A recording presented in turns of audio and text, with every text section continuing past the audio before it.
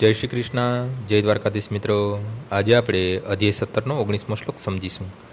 મૂઢ ગ્રાહણાત્મનો યત પ્રિયા ક્રિયતે તપઃ પરસ્યો તસાદ નાર્થ વા તતા સમુદ્યાહતમ.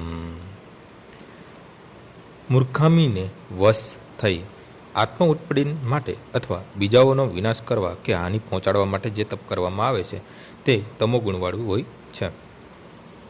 મૂર્ખામી ભણી તપશ્ચર્યાના ઘણા દ્રષ્ટાંતો હોય છે, જેમ કે હિરણ્યકશિપુ જેવા અસુરોએ દેવોનો વધ કરવા તથા અમર થવા અતિ ઉગ્ર તપ કરેલું.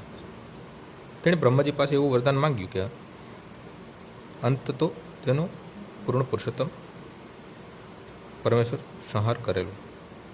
કોઈ અસંભવ વસ્તુ માટે તપ કરવું તે તો તામસી તપશ્ચર્યા છે, તેમાં કોઈ શંકા નથી.